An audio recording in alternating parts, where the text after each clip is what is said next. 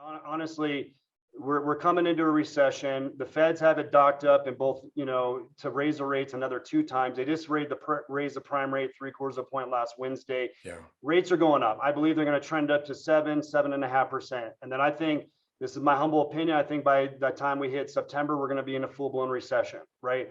So Welcome to the LandLife podcast with your host, PJ Riley.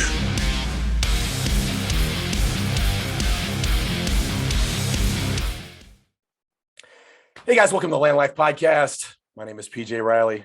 Guys, today my voice is going to be a little hoarse. It's going to be a little rough. I spent the last week in Disney World.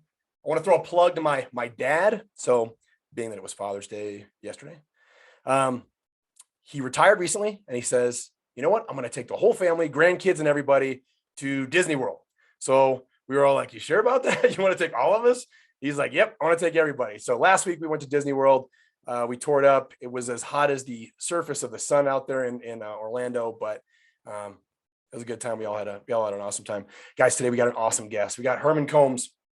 Guys, this is kind of a selfish podcast for me too, because I want to learn more about mortgages. Herman's an expert in mortgages. He's been doing it for 20 years. So Herman knows everything, all the ins and outs of mortgages. I know some of you guys are real estate people, and some of you guys want to be real estate people. So a mortgage is a very integral part of that world. So Herman, how you doing? Hey, what's going on, PJ? How are you? Awesome. Where you at? What part of the country are you in? Yeah, I'm located in Colorado Springs, Colorado. Perfect. We're just north of you and just north of Denver. Yeah, man. So are you a native? No, I wasn't born in the country, so. Oh, you weren't? Okay, right on, man. Yeah, no, I'm originally from Tucson, Arizona. We came here about 11 years ago, so love it. Okay. Yeah. We moved here in maybe 92. I think it was 92 as little kids. And we love this state. It's beautiful. Where you guys are at, there's mountain views at every angle and it's pretty awesome. So Herman, let us know how you got started. Like what led you to this point where we're at right now? Like what's the lead up to this?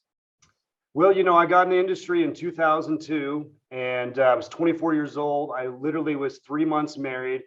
I definitely wasn't dreaming, at being 10, 12 years old, dreaming to become a mortgage broker, but got in the industry. So, you think about it, like in general, when it comes to rules of finance and stuff, we're never taught anything, what's a 401k, people go to school, they graduate. So here I am, I get married, my brother's brother-in-law owned a mortgage company. I didn't know that. So 3 months after being married, that's what you do, right? And what's the next thing you do is go get a home. So I went in, I called him up. He said, why don't you come on in? Didn't know anything. I didn't know how to obtain a mortgage. Yeah. And that's what you do when you grow up, right? So walked in and they pulled my credit. They had the branch manager there. Didn't know that he was the owner of the company, was there about an hour. They had another senior loan officer. At the end of it, they were like, look, we can't get you a loan because you don't have an established job. I got all this money from our wedding and whatnot, but didn't have a clue. And I walked out with a job. They said, hey, we think you're going to be a good fit. And I worked for a company, the largest privately held mortgage bank in the country at that time, that had a subsidiary that was running a broker shop. And it was the Wild Wild West before any regulations, you didn't have to be licensed. You could originate loans with a felony. And it was a crazy time, but that's how I initially got in the business back then. Okay. So let's get started with the business side of it. And then we'll get to the how can I get a mortgage type side of everything. So marketing a mortgage business, how do you market something like that? Well, you can get a mortgage anywhere. You can go to a bank, a credit union. There's direct lenders. There's big, huge, Wells Fargo, Chase. So I've always been a broker. And, we've got 60 different wholesale lenders and whatnot. But the way I market myself personally is there's a lot of competition. So about 15 years ago, I went to a financial seminar. A friend of mine took me there. And there was a friend, he's become a long life friend. He owned a financial firm. They had a mortgage guy and they were talking about harvesting equity and looking at the mortgage a little bit differently. I was doing 3 to 5 loans. And after I walked out of there, I walked up to the guy and said, look, I'm your new mortgage guy. That's the best you got. And I learned this whole concept of looking at a mortgage as a financial tool. And so the last 15 years have been marketing my business as a strategic mortgage planner, because the big banks that have all the marketing dollars, right? You know, the Quicken Loans of the world, they can run Super Bowl ads. I'm a small little guy. I can't compete with that. So I've had to strategically, in my marketing approach, go out there and try to separate myself from the noise, because the big banks that have all the marketing dollars, they've conditioned Americans to look at a mortgage as a commodity, like they're shopping for a TV. I mean, that's it's the Walmart mentality in this country, where we don't want to pay a professional what they're worth, right? Like we've been taught, if you get that model TV, and what do people do? They go to Costco, Best Buy, Walmart, trying to shop for that TV. Sure. And that's the same type of way that, you know, these banks have conditioned the general public to look at a mortgage and to be solely focused on one thing, and that's the interest rate. And yeah, the interest rate means a lot on what your monthly payment is, but when it comes to creating wealth, when you look at an amortization schedule, it's so front loaded that benefits the bank. We just never been taught. So this is what people do. They get online, they've never met somebody. Yeah. I mean, think about it. It's the largest debt that Americans are going to carry in their life. And people literally get online like they're, again, shopping for a TV. I mean, you know, $300,000, $400,000, $500,000 of debt you're going to carry. And we get on and we're trying to shop for the lowest interest rate. And that's not what we do here. You know, we look at equity management. We create opportunities not only for our clients, but our realtors. I solely work with, you know, majority of my business comes from financial planners, tax planners, estate planners. We do seminars. And we teach our clients and our referral network partners how to actually manage that equity and arbitrage that interest that you're paying the bank to create wealth or create a real estate portfolio outside of the house, if that makes sense. Okay. So let's unpack that a little bit. Why not? I would go into my local big bank and I would ask to get a mortgage. Talk to somebody who doesn't know anything about this. What would your average person get from going to you versus jumping into going to your bank where the guy's been working there for 6 months and talking to him? What are we getting from you for 20 years of experience? Yeah, I mean, so again, you know, think about it. It's the largest debt you're going to carry. It's a big deal. And so people that go to a bank, or even loan officers that I know that have been doing it 5-10 years, they're essentially ticket takers. You know, they dive right into a conversation. Okay, well, you want to apply for a mortgage? What's your name? What's your social security number? It's like, you know, you go to a bar and you ask a girl, hey, let's sleep together and go to bed. You know what I mean? Like, so what we do, it's as cliche as it sounds, it's a relationship, you know, relational, not transactional. Sure. So at the very beginning, when somebody comes to me, depending on if they're a first-time home buyer or they're a seasoned investor, you know, we're having a conversation around, what are your goals? What's your why? What are you doing? You know, I had a client last week that called me up. It's the third time that he's called me up for a loan, and he's locked in on a VA loan at 199. He want to get out an extra $75,000 to pay off some debt, as well as refinish his basement remodel. And I just said, look, you know, with VA funding fees, and it's a complex thing. He was going to have $18,000 in fees, most of it going to the VA. And I said, look, there's a better way to do it. Just go to your credit union and get a line of credit, keep that super low rate on the bulk of the mass bulk of that loan, and go. And I started teaching him strategies on using a line of credit. He's like, I didn't even know that. Real quick, before we jump ahead, a line of credit. Are you talking HELOC? Yes, sir. Yep. Okay. Yep. Okay. Yeah. So traditional HELOC, or the acronym Home Equity Line of Credit, is think of it as a glorified credit card that's attached to the equity of your home.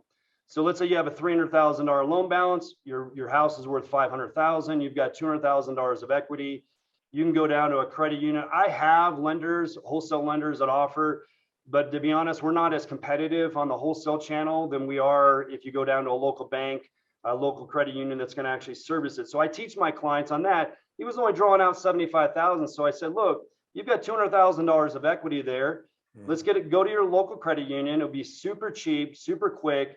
And then I said, do you have a credit card? He said, yeah, I've got a $10,000 credit card. I said, okay, well, it works just like that, just more zeros behind it.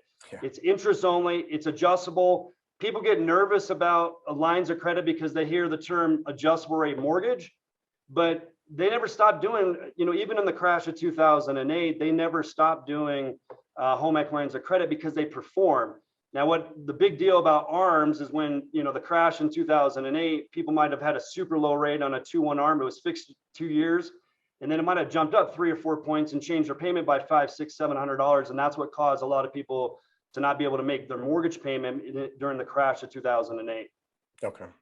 Yeah, explain something for me too. Okay, I'm an investor. Let's say I'm a real estate investor. I am looking to go buy a single family home. I may Airbnb it. I may rent it out long term. Explain credit. That's a huge confusing thing for a lot of people. What does my credit have to do with everything? And why does my credit look different when I check it versus when I take it in to buy the home? Well, if you've got a credit card or something like that, they give you some kind of they try to mock the Fair Isaac model. So the three bureaus, TransUnion, Equifax, and TransUnion, they have an algorithm, and it's called the Fair Isaac. And they basically, it's an algorithm that conducts what your real score is on, what we pull from a financial institution is a much accurate score.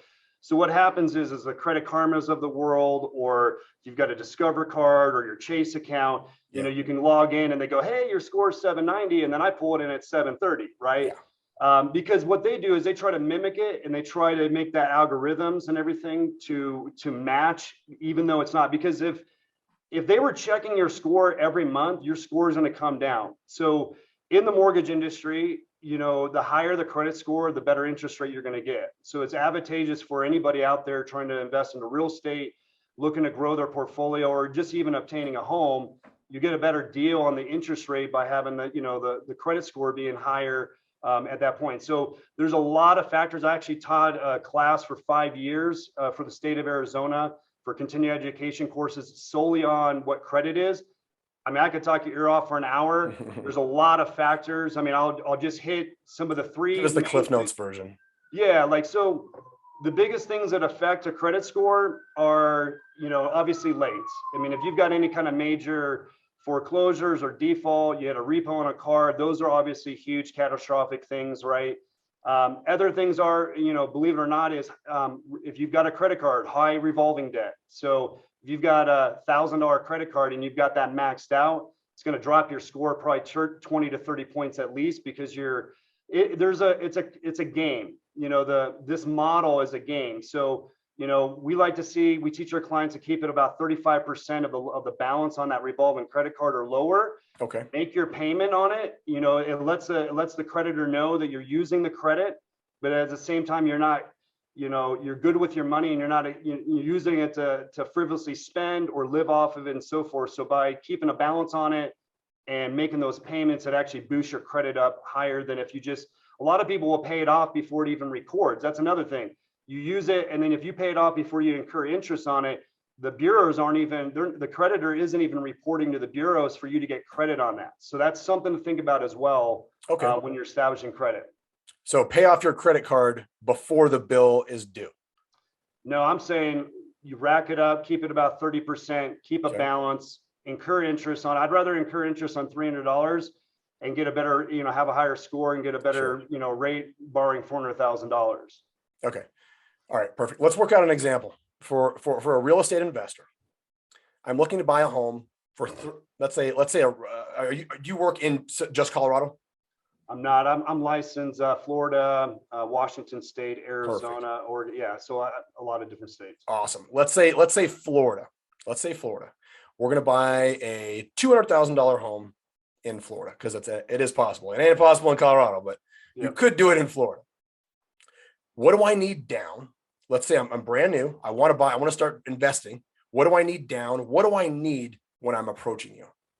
Well, so that's a great question. So a lot of these are going to look at, so let's say, PJ, you're in Colorado. It depends on what your portfolio you have. I mean, number one, if you only own a primary residence in Colorado and you say you want to buy in Florida, I'm going to recommend you doing it as a second home, because you can technically buy outside of the state as long as it's a certain amount of 60 to 70 miles away from you. You can buy a second home and put as little as 10% down, compared to what an investment property, you're looking at 25% down, according to Fannie Mae and Freddie Mac, which is our conforming market.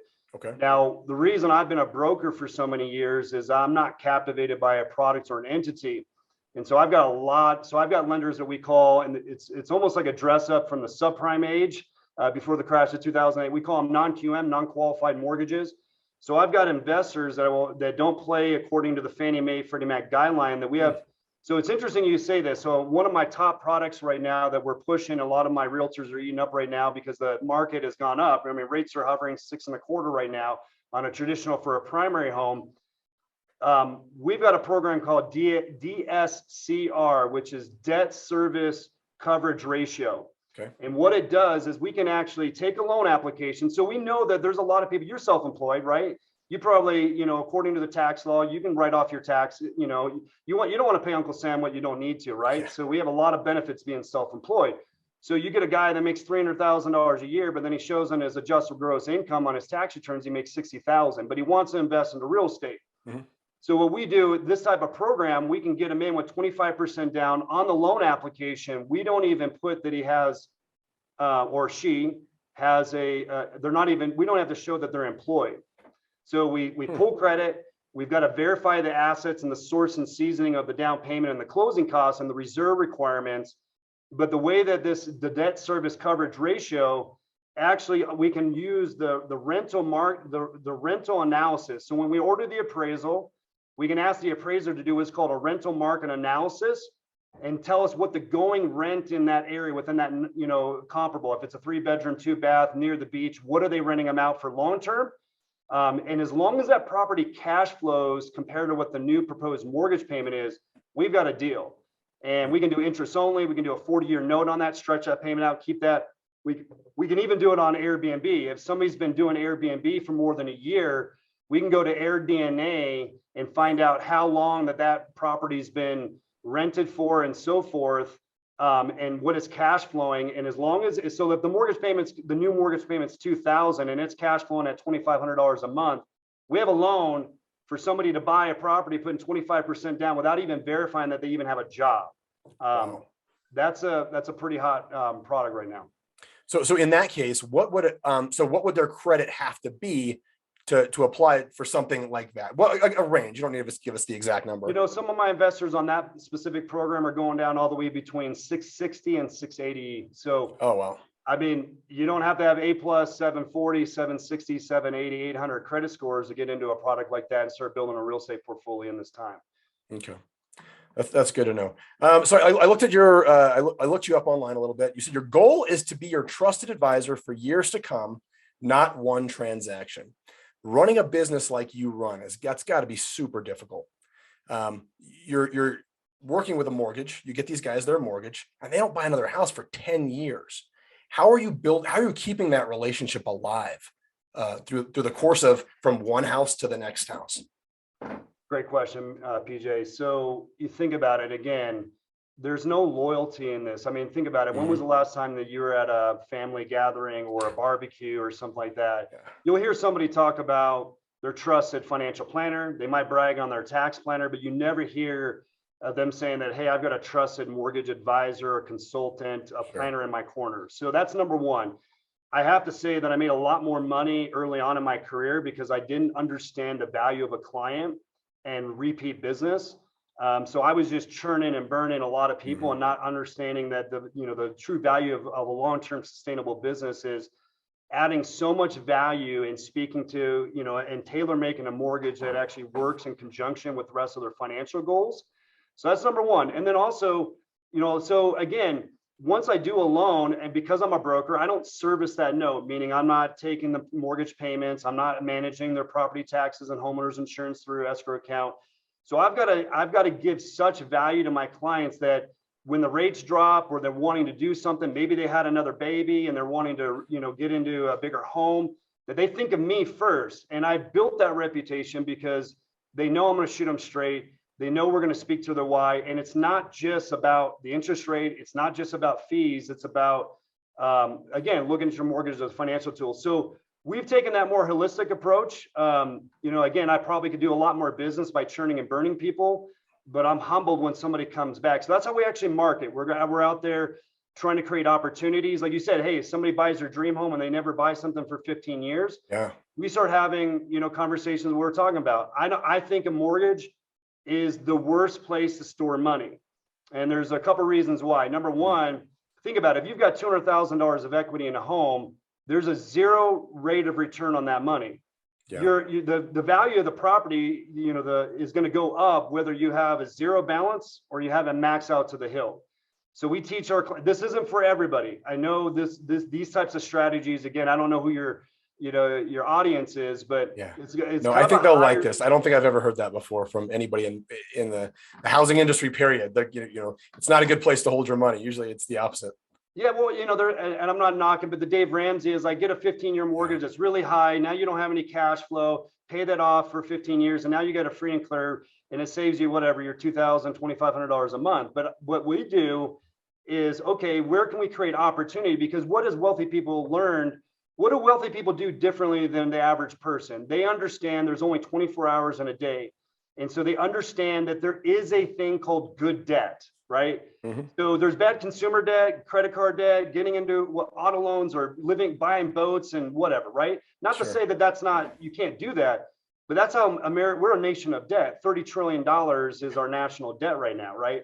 So, when you teach somebody to be responsible and then show them going, look, let's borrow at XYZ from the bank and then go and leverage that, whether that's building a real estate portfolio, putting 25% down to have cash flow from a rental property that's appreciating in value, whether that's handing it over to an insurance company or somebody like a financial planner that now is trying to attack. Maybe you want to build your kid's college fund. Maybe you're trying to your retirement account, but how do you leverage? We only have a certain amount of time in a day that we trade our time for dollars, right? So any wealthy person, whether you're investing in real estate, you have to leverage money to make compound interest for your benefit. Absolutely. And so that's what we do. That's what we become a trusted referral network partner with our financial planners, our tax planners, our estate planners, because we can go into their database and say, let's take a financial planner. Once they manage that money, they don't manage that money unless they got an inheritance or something like that. And we say, well, look, most Americans, their home equity with, values appreciating 35 to 40%. Again, not to take that cash out and go buy a $70,000 vehicle that takes from you every single month, right? Yeah. Like, how do you take that to say, okay, I can borrow from XYZ from the bank and then make XYZ over here that's growing compound interest on top of it? That makes sense. Leverage. Yeah. Absolutely. That makes a ton of sense. And you're not going to hear that from realtors. You're not going to hear that from most mortgage people. You're just not going to hear that. That's just, they do follow the Dave Ramsey method typically. So bigger picture question, where's housing going right now? I mean, I know that's a big question, but it's a great question. So, number one, I would say this, and I say this to my clients, I get this every week, where are rates going?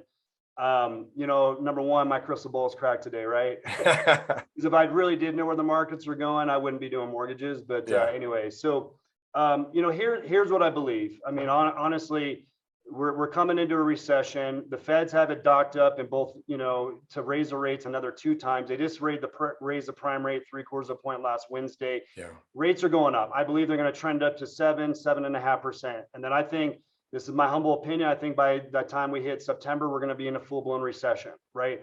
So they're going to have to ride this out for a while. But my gut and everything I'm reading, I stay a master of my craft. I'm going to, mortgage conferences. I'm always getting better, trying to, improve myself and my knowledge base. But everything I'm reading is that the Fed is going to be painted into a corner, that they're not going to have any other option than to try to stimulate the economy with this recession and inflation the way it is by lowering interest rates. Because I'm guesstimating that about July of 2023, maybe a little bit sooner, that I believe the Feds are going to drop interest rates back into the 3s, maybe even to the mid 2s again, possibly even lower. Because if you look at housing as a whole, look at all the industries that it stimulates. It's not just buying the physical house or whatever you're buying, right? It's not just the mortgage. It's somebody buys a home, they're buying TVs and furniture and dishware and solar panels and windows and you know what I mean? Like it stimulates the economy so much. And that's why we've had a bull run for 14 years since the crash. They've been continually over the last 14 years have been dropping interest rates, because look at what it's done for the stock market. Look what it's done for, does that make sense? So that's what I think. I do follow in my opinion, what I believe is the number one bond economist in the country. And I've been following him for about 15 years, and I have to say he's about 92%. So I'm kind of just echoing a little bit of like what I read and what I hear, because I don't have time to follow the markets and get into, where it's going to be in 3 months, right? That's why I pay somebody to be a professional. Absolutely. Yeah. So what about cost of homes? Are they going to follow the interest rates? Are they going to, how's that going to look? Again, I'm not a realtor. I bought and sold. I've done what you did. I've subdivided land back in the day as well. I haven't done that recently, but here's what I think. Here's what's different than the crash of 2008. Let's just look at inventory. So when the crash happened in 2008, we had 35% availability. Now in Colorado right now, let's just look at it. Availability of homes that were on the market. So when the market turned and that was a totally different market, a lot of it based off of mortgage fraud and the way that they were categorizing mortgages Sure. and the way they were bundling up. I'm not going to get into that, but you look at what's happening here. Watch The Big Short. Yeah, exactly. That's probably the most accurate but now let's just look at Colorado. Right now, there's a 6% availability, supply and demand. That means that there's very little inventory right now compared to 35% when the crash and market turned in 2008. If you look across the nation, they're estimating between $3.5 and $5 million of home shortages. People that are, they're qualified, they can afford it, they're ready to buy, and there's a home shortage. I mean, look around in Colorado. I mean, that's where we're at. I mean, you've seen these big builders can't even build fast enough. I mean, they're booked out 12 months of a waiting line. So that's what I think, and every state has their own insulated, economic as well. Look at Colorado. We're in the top 3 states for growth. Yeah. People are moving here by the drones. They're moving from California. They're moving from the East Coast. And so that plays a factor. You can't say, stroke a broad brush across the entire country. But I don't think that values are going to go down the way that people think. I don't think they're going to go down 30, 40%. People are hoping. So it could adjust, but instead of having 10 offers and people paying 20, 30,000 over asking price, we've got 2 offers and you pay full price. I mean, that's kind of what I'm seeing right now. Okay. Okay, guys, this is a lot of information, tons of information. Yeah, so forgive me, watch man. this over and over and over and over and over. Write stuff down. Herman's a very smart guy. He's got all the info. So yeah, forgive me, man. I don't, again, it's weird. I mean, I've kind of attracted high net worth individuals because when we start looking at their portfolio, they get a lot of times that it switches, right? But yeah, forgive me if I don't mean to just dump a bunch of knowledge, man. No, it's great. It's great. And we can always, they can listen to it again and again and again. Make sure that you like and comment every time you listen to it though. And follow and share with all your friends every time you listen to it. All right, Herman, where can people find you? Yeah, so HermanCombs.com, MortgageUnited.com. That's my company. The Herman Combs on Instagram. The Herman Combs on Twitter. You can go to my on Facebook. It's Mortgage United Herman Combs Mortgage United. We're starting to spit out a lot of content right now. It's weird after doing this for 20 years. I've had some people come to me the last 2 years and really kind of push me out of my comfort zone because like, we've never heard this. I mean, I'm talking to guys that are 15, 20 years in the mortgage industry. And I mean, I'm being recruited right now too. I mean, it's funny, like people are recruiting me and I talked to a guy on Friday and he's like, hey, I've been doing this for 22 years and I've never heard anybody talk about mortgage planning and equity strategies. And really, a lot of it too is you look at a loan officer, especially with realtors, they go to a realtor and they're like, hey, I got great rates, great service and low fees. And they're like, well, get in line. I've had 10 people call me today saying that same thing. Imagine, so, loan officers in general, I don't think there's a lot of good loan officers. They're just ticket takers. They're not thinking outside of the box. They're not thinking in the rules of money. But when I go to a realtor, I have a different conversation with them as saying, look, I don't want to be a taker with you.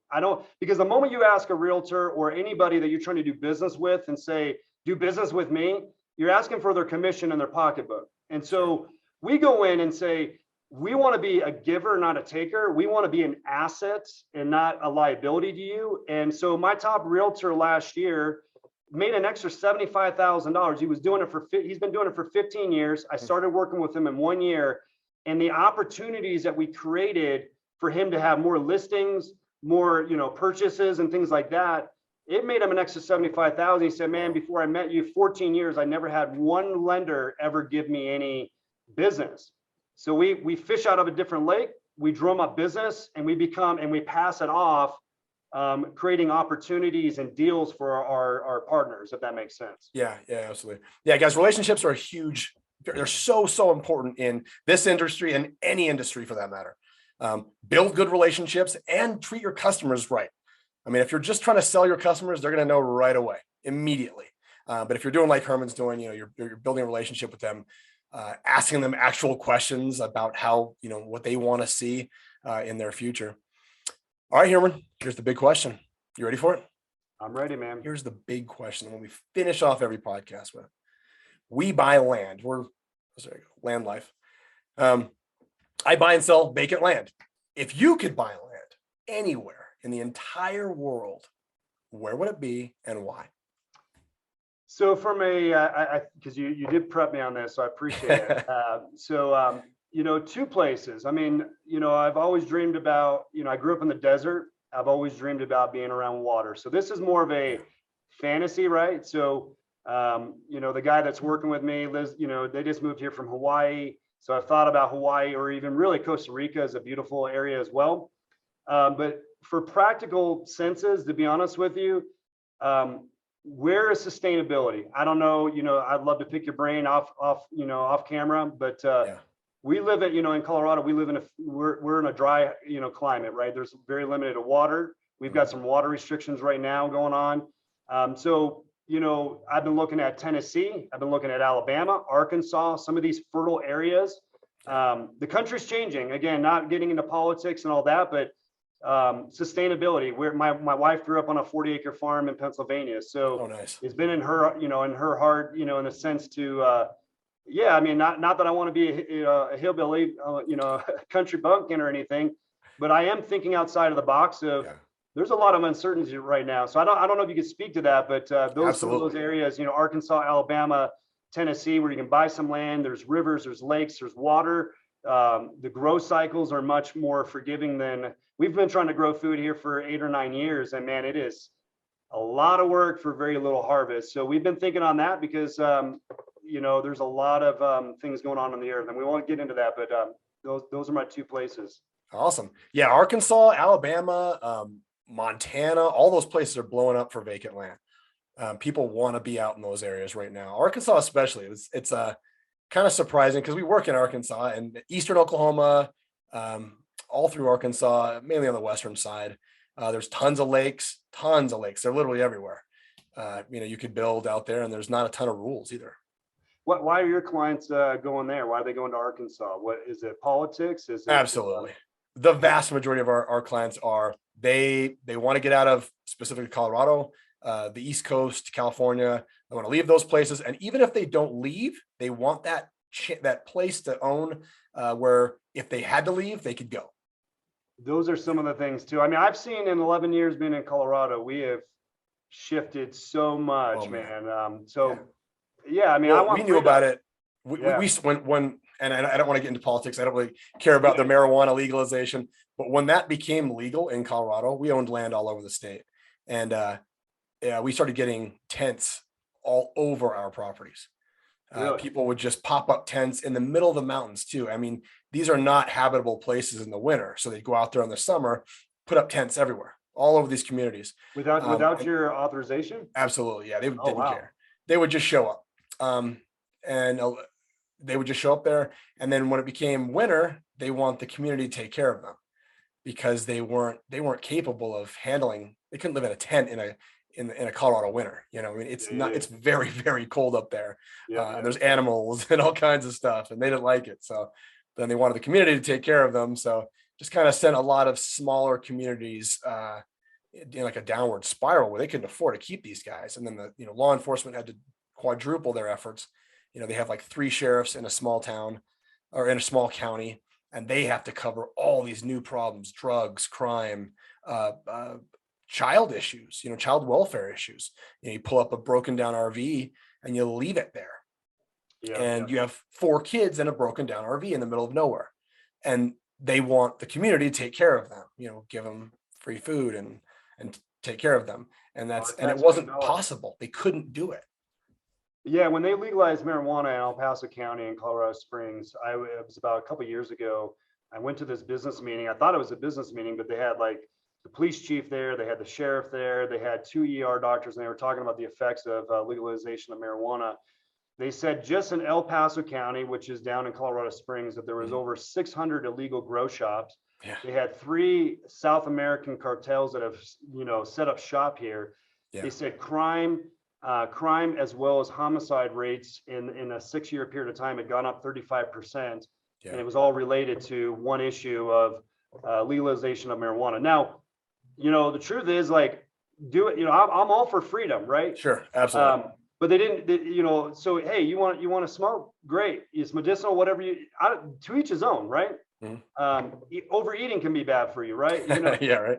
Right. Like, it doesn't matter what your vice is, but, when you have a law where you can have the, South American cartels that get caught and then they get a $10,000 slap on the wrist and there's that's why they brought all their nanas and their datas and everybody up here, like you're talking about. Now here they are, got 4 kids and now we got to take care of them. And anyways, man, we can go on about this. So in the vacant land space, it was a big deal because it was cheap. You could get a lot in the middle of nowhere, especially Southern Colorado, in the Southern Colorado desert. You can get a lot for $5,000. And you can get it on payments. You can get it on owner financing. So these guys are paying guys like me $100 a month. And you don't know they're living there. I'm not going down there. So a lot of times they drive their RV down there and it blows up because it's full of meth. And they're there now. Now, are you liable on stuff like that? So, it's my land still. It's still in my name. So it would be, in me personally, I read it in the contract. You can't do anything illegal. There's a lot of things in there, but I don't want people living on a property. Do you think you right now between the existing, homes and real estate and the volatility of interest rates, do you think that people should be, looking into investing, raw land right now? Is that? Oh, absolutely. Absolutely. Yeah, definitely. Especially if you can get it. Like, for example, I sell an owner financing. So you don't need a bank. There is no bank. You don't need a mortgage. You don't need any of that. So you're coming to me for owner financing to get this property. If you can get something like that in a place you actually want to live, absolutely. Land is the way to go, man. Even if you do get a mortgage on it because it's a little more expensive, especially in Colorado, I would absolutely recommend going for it because it's going to go up in value. If you live anywhere like where I live, from where I'm at now in North Denver, this was all vacant land 15 years ago. And now we're putting mega subdivisions. I mean, you can't get a house under $700,000 up here. So anything you'd want to live in. So, I mean, these are mega subdivisions. Can you imagine if you would own 40 acres that they just put a subdivision on now, you owned that 15 years ago, how much return you'd get on that. So are you holding yours for long-term gains like that? Or are you kind of more, buy it, make your margin, flip it, owner finance? Yeah, I'll do a little of both. So if there's something that I want to keep over a long period of time, I'll keep it. The vast majority of properties I buy are they're so people want them. Everybody wants to own land in Oklahoma, Arkansas, like I said, Alabama. They're real easy to sell, especially at the rates I give people. So it's pretty easy just to flip the property right there and make my margin. Right on, man. Well, I've got quite a few investors that are looking in Arkansas, Alabama, Tennessee area. So if you do those areas. Oh yeah. Let's talk offline, man. Definitely. Awesome. Cool. Definitely. Herman, anything before we wrap up? No, man, I'm honored. I'm humbled. Appreciate it, man. I'm a little nobody in Colorado Springs, but appreciate it, man. And any value that I can add to you, your audience, let me know if you ever want to run it up again. And man, we could flow for 2 hours on mortgages. It's not really necessarily always the funnest topic, right? Mortgage is like a morgue, right? It's like kind of boring. Nobody, in real estate, everybody wants to go touch the physical, right? They want to touch, they want to smell, they want to, the house, and they're like, oh, have you gotten pre-approved? And they're like, oh, no, I haven't, So yes. I'm the guy in the back end pushing paper, but not really. I've got a team to do that. We just have high level conversations, add value, and create opportunities. So appreciate you having me on the show, man. Unless there's anything else you have pressing to ask me. No, Herman, that was awesome, man. You gave a lot of information. We'll have to come back in. You said July of 2023, I believe, when we can do the update and let's see how see what my crystal ball. If your predictions were correct. Yeah, right on. We're about to find out. Awesome. All right, guys. Thanks for joining us. Till next time on LandLife. All right, take care. Thanks.